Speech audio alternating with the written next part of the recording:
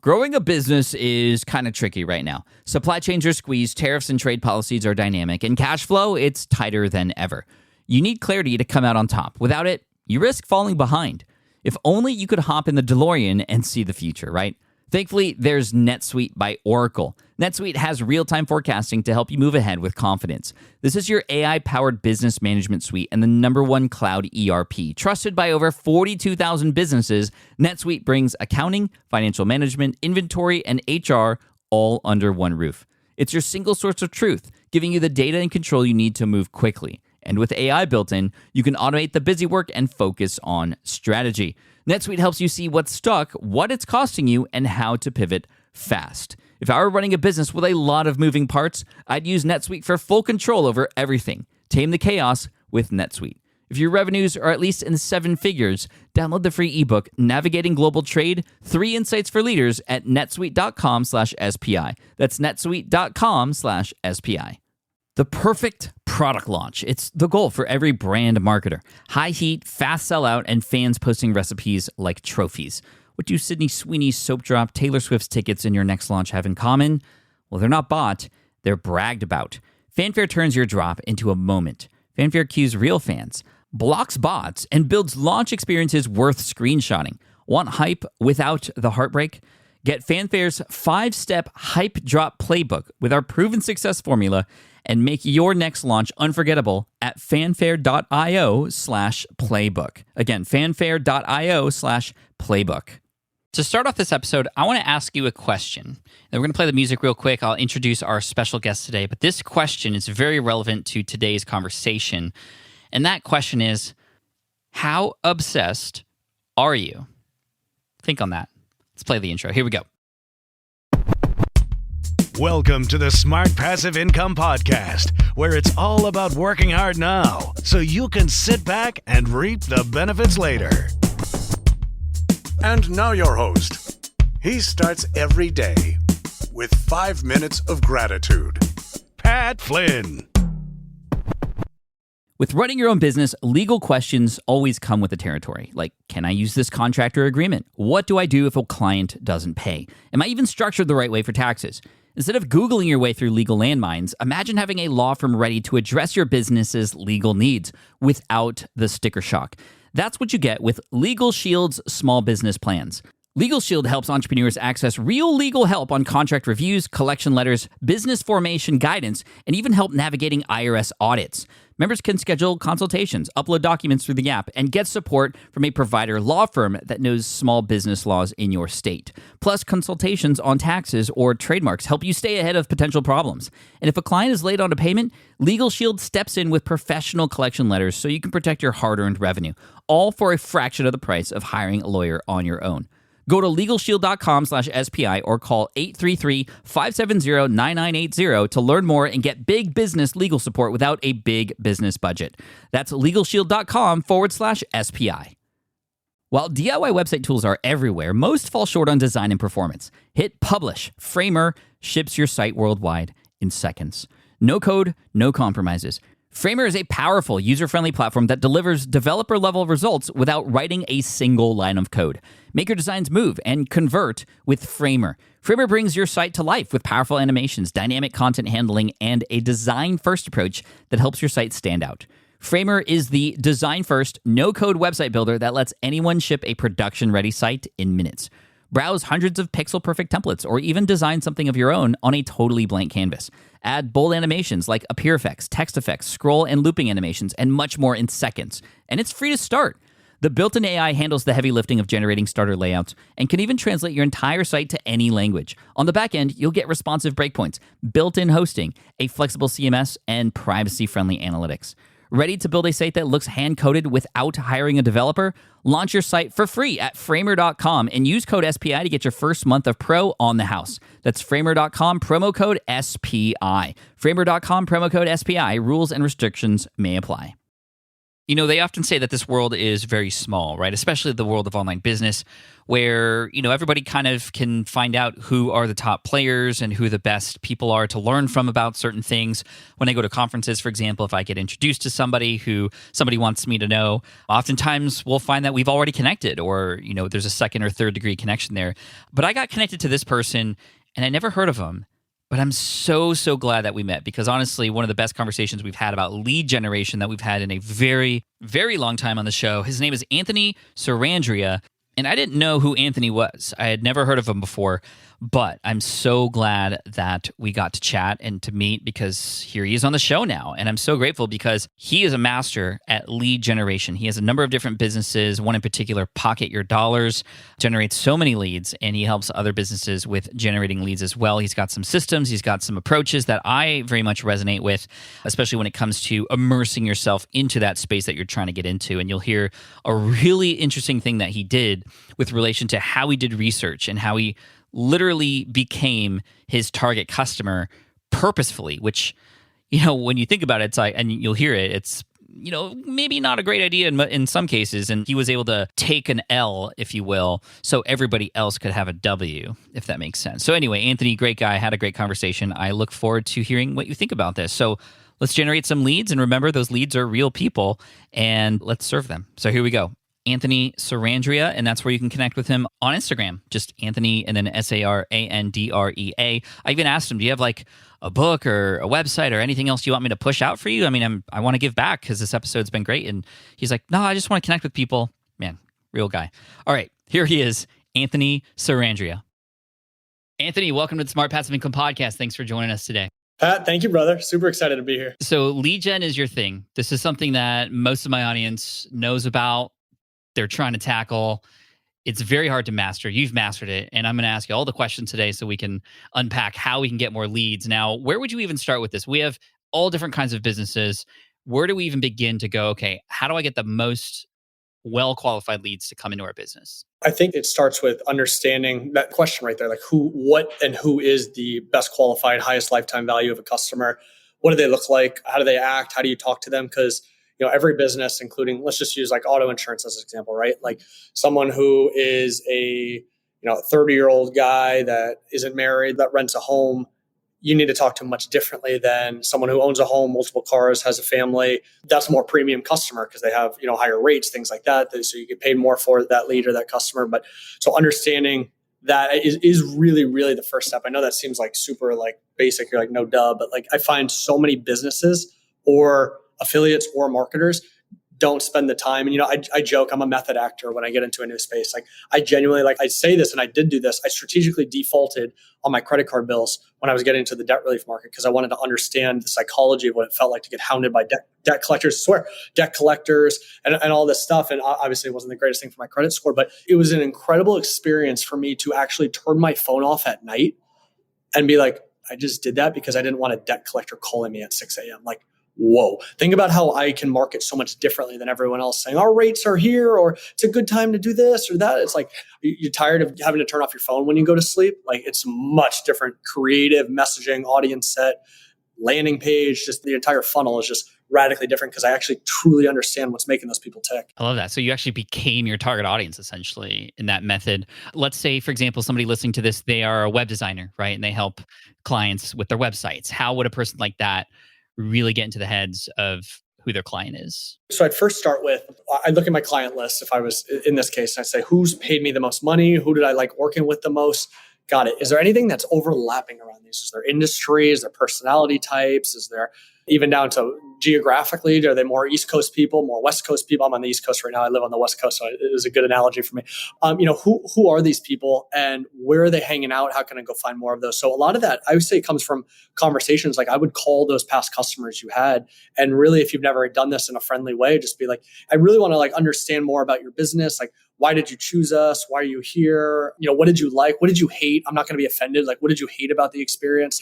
Even just a simple one phone call, like literally an hour after you listen to this podcast, you called your best customer and really just talk to them for a full hour about no agenda, not trying to necessarily sell them or anything like that, it's going to go a massive breadth. But outside of that, let's say you're A, just getting started, or B, you have customers, but they're not the ideal customers where you want to be. You need to get yourself in those circles, whether it's online or in person, if there's conferences open up or whatever that looks like, to spend time around those. So similar experience like marketing with for the Medicare market. I can't make myself 65 and feel like what it feels like to have a bunch, potentially health problems or scared of, dying or whatever it is. But I go volunteer at assisted living homes. That's true. We'll go volunteer there, me and the team and some of the media buyers. And we're there, one, because it's a nice thing to do and give back. But really, really selfishly, if I'm being honest with myself, we're asking questions and we're poking our target market. So it's spending time around the places that the customers you actually want to sell to, and or getting the psychology of the people that you've already sold to, you already have traction with. That's generally where I see the best place to start, is somewhere you've already,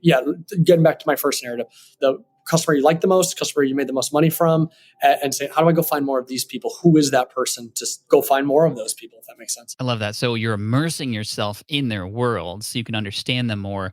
And I would imagine that some people listening to this are like, oh, aren't you kind of like using them at that point? Like go into an old person's home, for example, and ask them questions. But in my eyes, yes, but so that you can help more of them. That's the response, right? You got it. Well, it's funny because, the word sales is a negative word by nature. I think most people think it's a disgusting word. For me, helping is selling. I think the best way to sell is to help people. So if you can help and add value, I joke, I say business is a spiritual game. You have to add more value consistently to the most number of people in order to make a lot of money. Like that's by definition. Find me a company that makes a ton of money that doesn't add a ton of value consistently at scale. That to me is spiritual by nature. So to completely, to be on the same page as you, it's going in there. I'm not using these people. I'm actually there to understand them better so that I can help them more. And I genuinely believe the product and the leads and the marketing messages that we use help thousands of people a day. Like literally at one point we would publish daily how much money we were saving people. Be like, oh, credit scores jump on average 40 points. We enrolled 500 customers in the credit repair programs today. Okay, that the on average 40-point difference makes the difference. I think it's like a $40,000 difference over the lifetime value on a home. So 500 times 40,000 home, we save people $2 million today, right? Like I'm doing quick math. I'm not sure if that adds up correctly, but that's the level of understanding we have of how much we're helping people, so that, we're using these people by learning. No, you're not using them at all. You're understanding them. I agree. And it's almost like, no, we're not using them. Actually, we're allowing them to use us in a way. We're going to be the ones to actually amplify and help more people. I think that's cool. Before we move on, I want to know what got you into this? How did you get so fascinated with lead gen? What's your origin story? Yeah, no, I appreciate that. So I was doing door-to-door sales, selling solar hot water systems in the 120-degree Arizona weather. So I developed some thick skin pretty quickly. I stumbled upon this guy that was, literally basketball is my first love. I joke and I tell the story on all the podcasts, but he was shooting around on a Tuesday at a health club. And I said, what do you do? And he said, I work on the internet. I don't know what that is, but I want to do that. I was blessed enough to learn from him and eventually start my own internet marketing agency. So back to your question before, we start the web development shop. We started taking on anyone and everyone, as far, you need a logo? Got it. You need me to flip a sign on the side of the road? Got it. Whatever you need, we'll do it kind of thing. How we drilled down was that exact exercise I went through. We said, where do we make the most money and who do we like working with the most? And at the time, it was a fix and flip company. So it was a company that would buy a house, sell it to a wholesaler. And I said, what's your budget? And they said, spend to the moon. If you can drive me a new customer under, it was like $4,000. And I was like, I had never heard that. We were selling coffee cups. You had to have under a $2, cost per acquisition cost. So I was like, okay, like really? And they're like, yeah, really? Yes. Okay, this is so it opened my eyes as far as what, in this case, products or services have such significant margins that they can afford a high cost per acquisition tolerance. That was for me where we first started. And then that's how we moved into the financial insurance space, because there was such a high lifetime value of the customer that the cost per acquisition targets were just such a big breadth. And then I realized I didn't have to, have someone pull out their credit card. I just had to have them take an action, fill out a form, make a phone call, whatever that action was. And so effectively, you're outsourcing a lot of the hard work of an e-commerce brand, which is getting them to pull out the credit card. I've now got a sales team that we're selling the leads to that's effectively doing really I would argue the lead generation is a hard part, but really the hardest part, you get someone on the phone and then it's walk them through to actually pull out their credit card at that point. So I got fascinated by those points. The last thing that I'll mention on the journey was, I was trying to differentiate myself as a marketing agency, just because I'm assuming by that question, a lot of your audience, it works as a service companies and potentially the online space. But, I said, how can I differentiate myself? Every other ad agency is charging 1% of spend. And I said, well, what if I charged a flat fee, which first off added up to more than I would make on a percentage basis. And then I aligned, or at least it felt like that. And the intention was to align, but on this through the sale, it was aligned with the customer. And I said, give me a percent of profits you make or a percent of sales.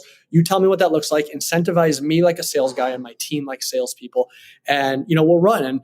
And it was great. We were signing up people. We were a differentiator on the pile of, which agency am I going to hire? So we were at the top because we were aligned with them, which we really were. And I remember one day I got a check in the mail from that customer. I said, it was, I think, $17,000. And I said, hey, I remember that I called him up. I go, hey, your controller made a mistake. And he goes, no, man, that's your commission check. And I said, oh, this is awesome. So I fell into the idea of really productizing the service. Congrats, man. That's wonderful. And how long have you been doing this for? I've been in the online marketing space for about a decade, and in specifically lead generation in the financial and insurance spaces. I think we're going on year 6 right now. That's awesome. How has lead gen changed for you, having gone through this for a decade now? It's, I'm assuming, very different with now social media and a lot of other things, or is it even different? Yes and no. I would say, I think, strategies stay the same, tactics change. So absolutely. Yeah, there's a ton of tactics. I remember our first $1 million as a company, we ran Facebook lead ads and we'd run it through to text message and auto dialing software. And literally we didn't even have a website. Like, what's the website? We don't have a website. Like, it was literally Facebook lead ads through. So that tactic, we don't utilize anymore and has changed, but the strategy is still the same. And we can obviously dive more into that. But answer your question, I think a couple things. I think one, early on, for me, we spent a lot of money on paid social, and that was almost frowned upon. I remember having to lean very heavily into SEO traffic and excitement around that. And that narrative's almost flipped. When I go to a company now and I say we're paid social, they're like, oh, thank God we can't figure it out. You guys are the golden child. Where if I said that 6 years ago, they'd be like, lower quality, kind of crummy traffic. Okay, got it. Like, we're not that excited about it. So that's been interesting as you asked that question to reflect on it. So I think the overall market adoption, or I'd say from advertiser, meaning the actual companies buying the leads or things like that, have put a significantly more preference on paid social and seeing the power of it versus it being kind of like almost like native. I think in a lot of ways, native traffic, a lot of people like frown upon. They're like, oh, it's kind of scummy. Like, that is so interesting. Okay, so first step, get to know who your target market is, really get to know them, immerse yourself in that world, which takes a little bit of time. You may also already be in that world yourself, which can help you, obviously. What's the next step from there? How do we start to gather those people into a specific place? And then where do we put them? How do we lead this dance? For sure. Yeah. And I just want to piggyback off your point as far as you said something really powerful, which is a lot of times you're the target market. Don't quote me on this story, but I'm 99% sure this is correct. But I remember hearing somewhere, I think it was the founders of Uber, were like waiting for a cab, and they're like, this sucks. And they're like, what does this suck about? And they're complaining back and forth. And that was kind of the birth or the idea of, here's what we're going to create. And a lot of times I think some of the best businesses create solutions out of their own personal problems. So I couldn't second that more than what you said there too. But as far as what's next, so you understand the customer to an intimate level. I think you're able to then not only decide on which audience targeting you're going to go after, but I think equally, if not more important, is the actual creative or messaging in front of that. So for us, like someone who is in debt, like going through that process, I learned, like, I don't know if people listening are religious or not, but it's actually like in the Bible, like you're a slave to your creditors. Like, it's very bad in religious standpoints. I grew up, Catholic, Christian, and oh my God, like so many people, prayers in church is around finances. So for me, it was like, okay, I understood. Let's just take that as a marketing angle. If we're talking to marketing people here, like, okay, got it. The Christian marketing angle, but that only came from the birth of understanding it. So tactically, what it looked like was, putting up ads and messaging around a middle-aged woman who I knew my demographic was a woman for that product, particularly Bible Belt Southern. She had a Southern accent, and I was targeting only the Southern states. And it was her talking about just the struggles she went through. So tactically speaking, as far as how a creative looks for us, first we start with the hook. So I need to get your attention. So if that's like, bam, like something it could be something so unrelated. It could be me biting an ice cube, anything that you're like, whoa, stops the scroll is number one for us by far. Number two, within, second 2 to 5, maybe, or 2 to 8, it's the benefit very quickly. So you can get XYZ money back by this program. Like, stop the scroll, give me the benefit. Then at that point, we get into who qualifies for it. So the qualifier. So if you have over $10,000 in credit card debt and you recently had a hardship or you were laid off from your job, like whatever the qualifier is. So that's really the first 1 to 12 seconds of an ad. And then from there, we get into the actual story. So before I took action, before I bought, before I called, I was in this place and it's low point, pain point, pain point, pain point. I was here. I couldn't believe this. I couldn't do this. I couldn't do this. Resurface. Now we're at second, maybe like 40 seconds in if I'm talking a video ad on Facebook or Instagram. And then here's where I am today after taking the action. So really, I mean, that's like what is that? 1, 2, 3, 4, 5 steps. It's like a 5-step formula that works really, really, really well for us. And I think if you study any advertisement that you took action on yourself, you're probably going to see a semi-similar formula there where they grabbed your attention very quickly and then they locked you in a little bit more by giving you the benefit. And then they told you who is the right person for this. So it felt very much like, oh, this is for me message. And then it took you on the emotional journey to where you actually click and take action. And of course, they can do it anywhere along that cycle, but that's generally speaking the formula. For sure. And thank you for that. I mean, I think it's very clear. Number one, stop the scroll. So you need to capture attention. I know this being a YouTuber, that the click and the title and the thumbnail is everything, or else nothing else will even be seen. So that's really important. There's obviously a line there. I think a lot of people are afraid of being clickbaity, but there's a balance there. I want to talk about that in a minute. Number two, sharing the benefit, or else why does this even matter? Why should they even continue to read if this isn't even relevant to what they're interested in? Number three, the qualifier. I think that's really interesting because that'll make people go, oh, that's me. Oh, you're talking to me. That's great. The story. This is where now emotion comes in. And then you had mentioned the low points and the juxtaposition between that and sort of where they could end up. And then the call to action. It's interesting because the way you were describing it to me is like, okay, if I'm going to run a cold ad essentially to somebody who hopefully fits that bill, that potentially could work. But then I'm also imagining, if you're building an audience or community, like this almost is the same thing. It just gets stretched out. First, we need a reason for people to come and enjoy the content. And then they're going to come in and read the content. They're going to now benefit from it. And sort of these micro moments along the way that all add up to now a transaction on the other end. Is it work the same way with sort of audience building and such? Yeah, absolutely. The only thing I'd add is like for us specifically, like on retargeting, we call people out right on their face. So it'll be, hey, you clicked on and came to XYZ site.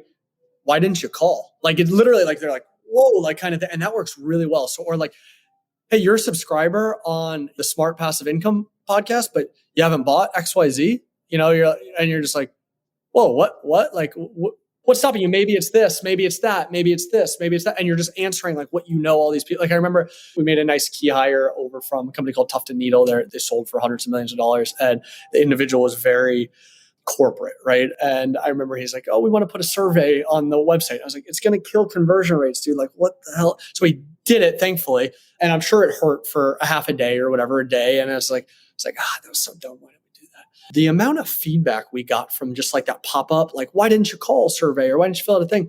It plays into almost every single creative landing page that we create today because we literally got to get inside those people's minds as to why they didn't call. So sorry, there's a little bit of a tangent off of what we were talking about conversation. But yeah, overall, I think the formula does stick very strongly, even audience building. And it may even be, I would put an interjection of that personalization. Maybe you even move that up a little bit more and or swap out the who qualifies with and the personalization of like, hey, I know you're a subscriber of, or I know you saw blank. And it brings back that relevancy to your point. Like if someone was like, this product is for someone who just turned 30, who lives in Arizona, who's from the East Coast, but loves basketball, I'd be like, oh, what is it?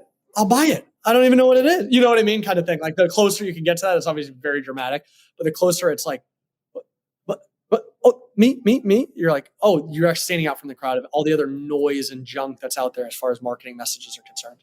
I mean, that just reaffirms our original point here, which is you've got to know who it is that you want to speak to and like immerse yourself so much into that. You had mentioned something really interesting, which was like, when it's a cold ad, for example, you got to like go, yo, you didn't do this, like go do this now. And I think for a lot of people in my audience who are more playing the long game, which the long game's good, right? You're building relationships, you're building a brand, you are creating a lot of content, and unfortunately, sometimes not doing the ask, right? Gary V, jab, right hook.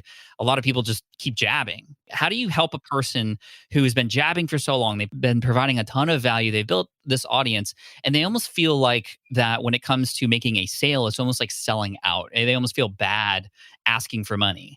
How do you speak to those people? I think it's a psychological reframe. I remember when I was going door-to-door sales, I wasn't very good at it. And it was because I didn't believe in my product. And then in high school, I worked for Nike and I got no commission. And I remember I was the best salesperson there because I thought you were an idiot if you didn't wear Nike shoes. And so for me, that sale, like I could talk to you all day about Nike shoes, how good, bad, or ugly they are. But if you weren't walking out of there with a pair of Nike shoes, I literally felt like I did you a disservice. I felt like I did not do it right. So I think a lot of times it's whatever you're selling, I think you need to sell yourself on selling it. Like sell yourself on the benefit of that. Like if I had, let's just say I don't, but let's just say I had a course, right? And this course was going to teach people how to be a millionaire. I don't, but again, we'll use this as a silly example. If I really believe that everyone who watched this was in a much better place in financially, life, help them not get as much divorce, suicide, depression rates because they watched this. They were better family men, good, better health because they could work on their, like, I'm doing this on purpose, going down this rabbit hole, because I think this is how you need to sell yourself on whatever you're selling.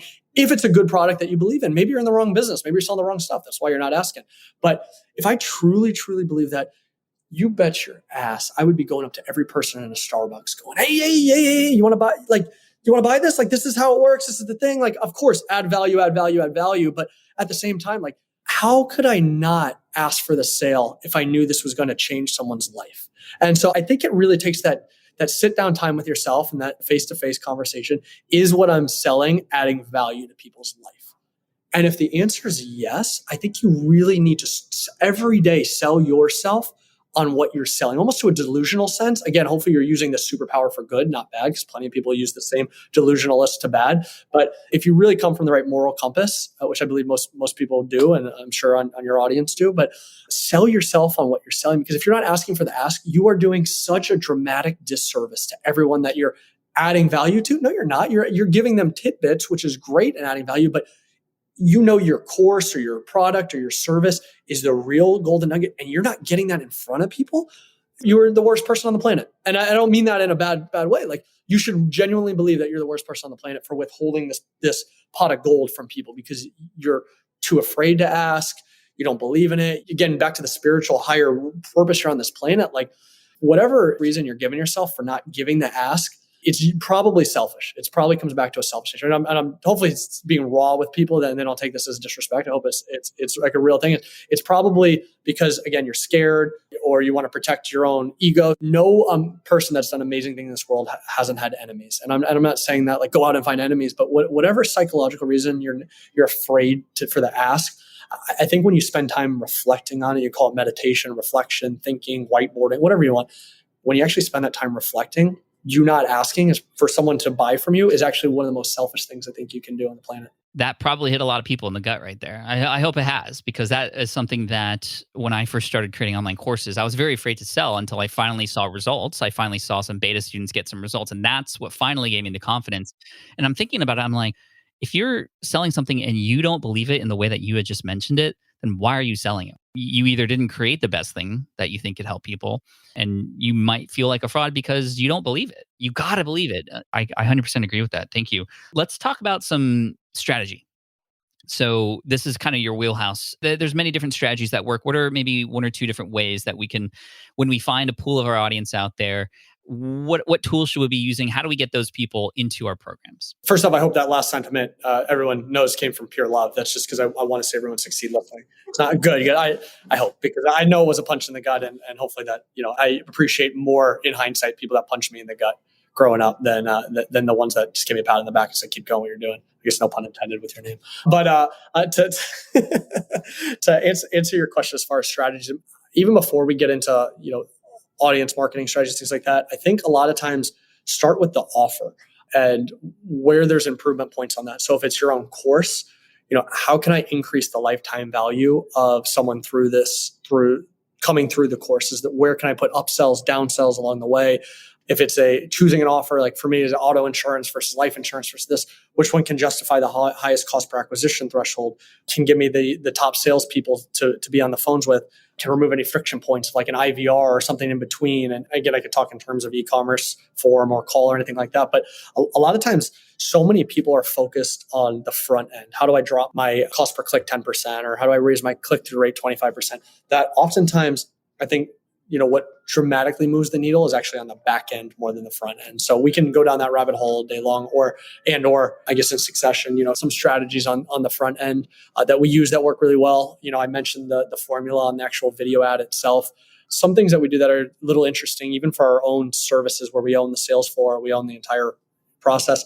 We market as a third party. We're not actually marketing from the brand. And I've seen a lot of success with that, even in e-commerce brands that I've consulted for, where they're not marketing as the product, they're marketing as a third party talking about it. So that could even look like a woman's face in the profile picture of the brand name. And maybe it's like Mommy Cosmetics, 123.com. I'm making some stuff up, right? And it's that page that's really, promoting a makeup kit or something like that, right? And it's talking from a third party perspective. That's interesting, almost like as if they're an affiliate or an example of somebody in that audience, perhaps. You got it. And it's funny because we started as affiliates, so we had to do that. Didn't have to. I mean, we could have put, Geico's brand on there when we were sending leads to Geico, but we would lose attribution because people would go search it. So out of an accident, we fell into this model of being an affiliate, and I've seen it work on my front end actual companies that we own, where we own the call center and the service center.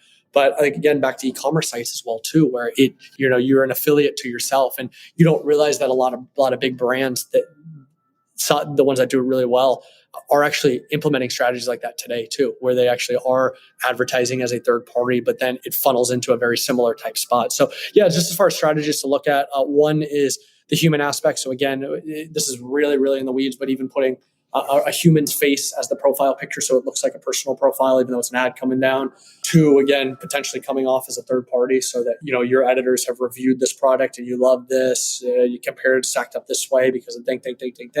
Click here to come through, or call here or fill out the form to actually get all the benefits we talked about that we saw as we went through the course or the product or the service or whatever that looked like. So I guess I'll pause on that. But yeah, those are just a few just off the cusp. Might be helpful to people to at least test and implement. Yeah, no, those are really interesting. And as far as the call, I'm curious because there's a lot of people here who are listening who have services, they have agencies, they do coaching where it's a higher level price.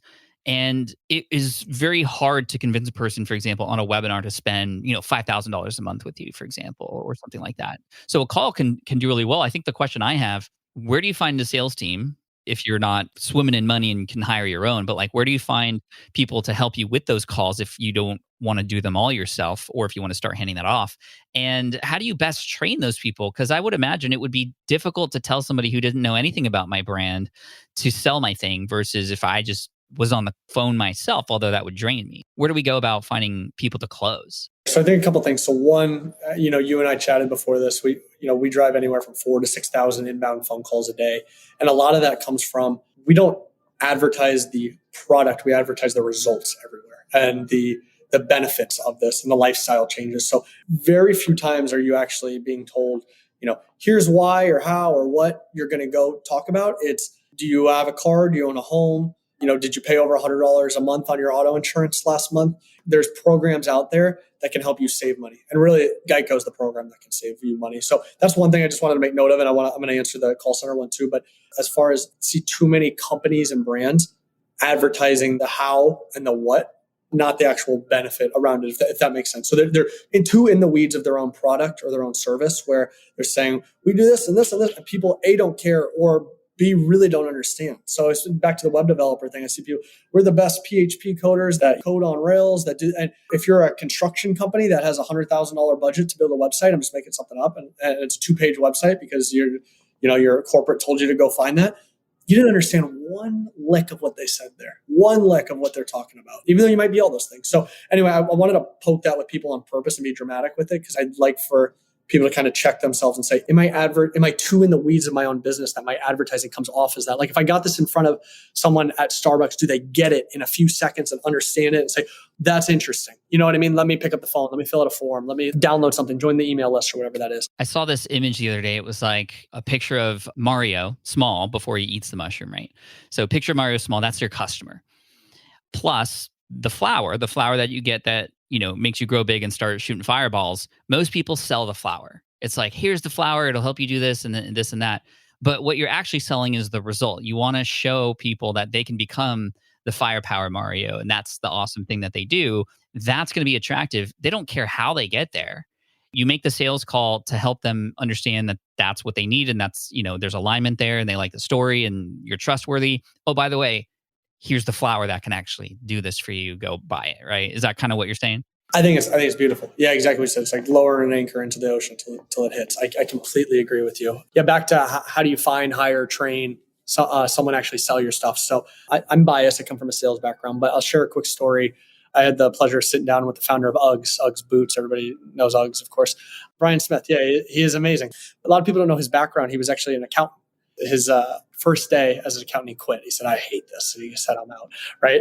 And then he proceeded, it was like 5 years, I think he went selling out of the back of his van. And I'm speeding up the story on purpose.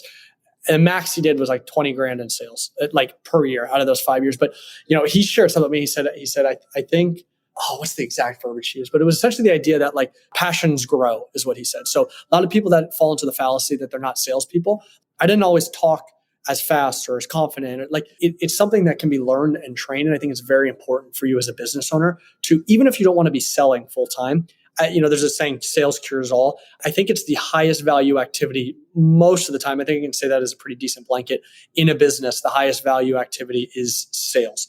And if you're not at least good enough to hire for it, like I'm probably a 3 out of 10 coder, but I can hire for it at that level. But I had to actually watch YouTube videos on how WordPress works, on how HTML works. I had to hire people. I had to get around, or hire consultants. I had to get around people to learn, like, how does this work? How does the coding work? How long should this take? Like, I now know it, in my opinion, well enough to hire for it. And I think that's the message I want to preach over here, because I could, and we can get into tactically, there's teams or agencies or this, offshore, onshore here. And we'll get into that. But I think it's really important to again, kind of that gut punch again too, like back to understanding the audience. Like, if you're not a sales guy, you're the product guy, right? You say, I create the best product or the best service. In order to create the best product or service, back to what we said earlier, I believe you need to understand what people actually want. And in order to understand what people want, you need to talk to people on what they don't like and what they do like about what you have, what you don't have, and those anglings and things like that.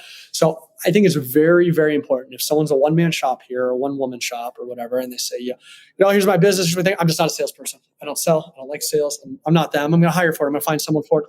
Yeah, right. Which I'm not a salesperson, which I hear you.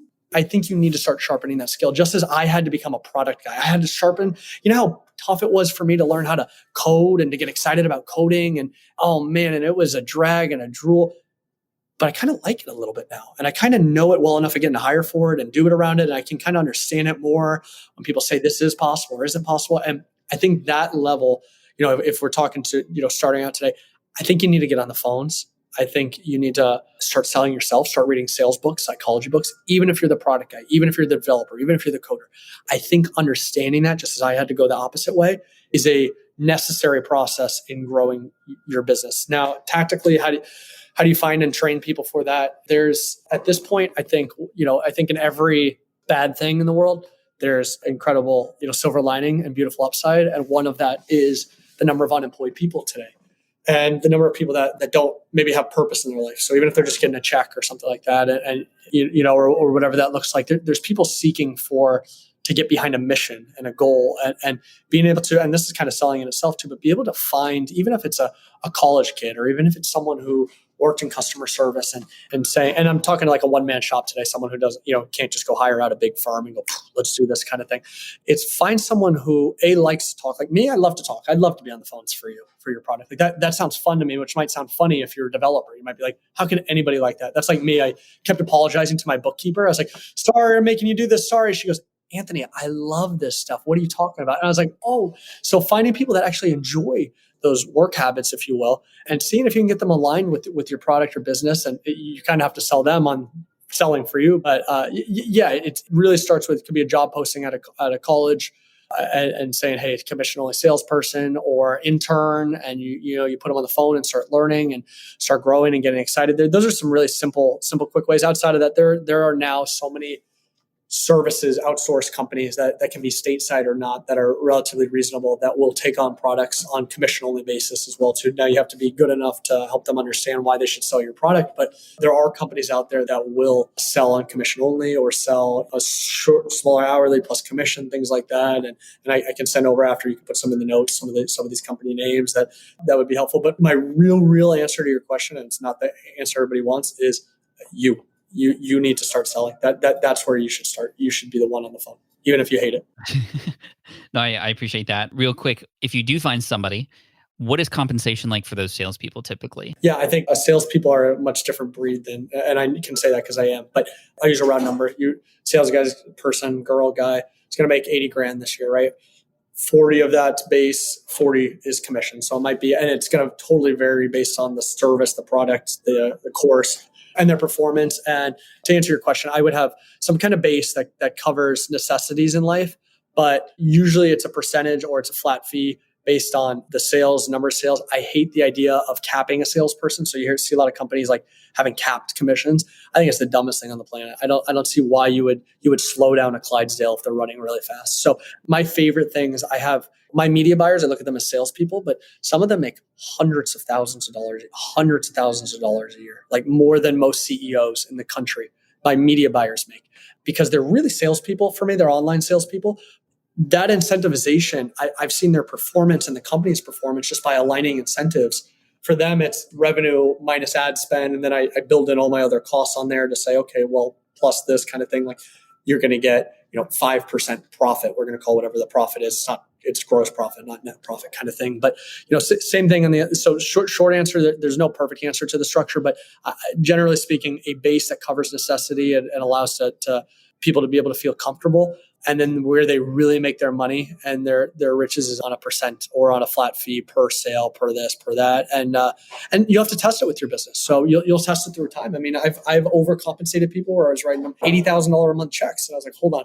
I had to have a sit down, and thank God in this case, this person was understood and we were able to get to a better compensation. But, you might lose that person. Okay, they go somewhere else. They're used to making 80 grand a month. Now they're not going to make that anywhere else likely, but, so you'll make mistakes along the way, just like any hire, just like any business, just like anything in life, relationships, anything. Like test, try, just like, most of your audience, it sounds like are internet marketers or in some way, but it's no different than lighting up 5 different campaigns and seeing which structure ad set or audience works best or angle. It's same thing here. It's try out different commission structures, see which one actually takes and works, and you'll start to get a good cadence on what the right way is to hire for your exact product or service. Amazing. Thank you, Anthony. Before we finish up here, you had mentioned that there might be some good books people can read about sales and leads and psychology of making money and stuff. What are some suggestions you might have for people? I'm going to leave with one single book because I think you can get overloaded with stuff. Book called Utility, Y-O-U-Tility. It's by a guy named Jay Baer. It's actually a social media marketing book. So it's going to nice translate to everybody here. But the idea is it's helping, not selling. And I think for me specifically, when I first read that book, almost a decade ago at this point, I read it because I want to learn social media marketing, but read it from a sales perspective and say, this stuff not only applies to sales, but I think some of the best salespeople are the ones that come to help and not sell. And you'll find the most success from that. So it's a very interesting book for people that want to learn sales that maybe have a bad connotation around it, because the whole book is about helping. It's not, I get Pat to say yes 5 times in the first sentence. Now I got him hooked. Now I can get him. Okay, pull out your wallet. It's very approachable book. So Y-O-Utility by a guy named Jay, I think it's B-A-E-R, Jay Baer, is one of the best sales, customer service, marketing books I've ever read. And it wasn't meant to be any of those, I don't think. I love that. Thinking about it from a sales approach is great. Jay is a good friend of mine. Oh, Jay, very nice. Great. Yeah, he inspired me to write my book, Superfans, after he saw me present it on stage. So I owe him a lot. And, he's over at Convince and Convert, and he's a really good guy. So it's pretty cool that you mentioned him. Yeah, that's awesome. Yeah. It's a book I feel like doesn't get mentioned enough, and I think it should. If you ever go to a conference, you'll see him. He's one of the best dressed guys there. Dude, Anthony, this has been so great. Where should people go to connect with you? Where would you like them to connect? Pat, I'm pretty active on my Instagram. So if you just search my name, you can find me there, and reach out with any questions. Like I was telling you before, I do this all for fun to give back, and it's a blast for me, transparently. So yeah, I get to every question. It might take me a few days, but shoot me a message, DM my AnthonySarandrea.com too. If you have any questions, happy to help any way I can or point you in the right direction. Thank you. So that's at Anthony and then Sarandrea, Sarandrea. You got it, brother. Got it. Awesome. And we'll have it in the show notes and everything. Bro, this has been awesome. Thank you so much for the gut punches, the tactics, and the reshaping of the stories we're telling ourselves. So we appreciate that. All right. I hope you enjoyed that conversation with Anthony. Again, you can connect with him if you'd like to chat on Instagram. And again, that's Anthony, Sarandrea. Anthony, thank you so much. It's been a pleasure to chat with you. I hope we get to chat again because I really love what you talked about, and I hope we can perhaps one day meet each other in person. It seems like we got some close friends as well that know each other too. So anyway, well done. Thank you. And I hope you all enjoyed listening to this show. Thank you again for just being here and keeping the show going and running. And, we're in September now. We're over 500 episodes, and we're running and gunning to the next 500, right? We're not stopping anytime soon, and we couldn't be more grateful for you and your support here at Team SPI. And personally, just from my family and I, we just thank you so much for your support always. Looking forward to serving you the next episode. We got a lot of great stuff coming your way, and look out for the follow-up Friday episode coming at you. Shorter episode, but just me coming up, and it should be a lot of fun. So I hope you enjoy it, and hit subscribe if you haven't already. Thanks so much. Peace out. Take care. And as always, Team Flynn for the win. Thanks for listening to the Smart Passive Income Podcast at smartpassiveincome.com. I'm your host, Pat Flynn. Our senior producer is Sarah Jane Hess. Our series producer is David Grabowski. And our executive producer is Matt Gartland. Sound editing by Duncan Brown. The Smart Passive Income Podcast is a production of SPI Media. We'll catch you in the next session.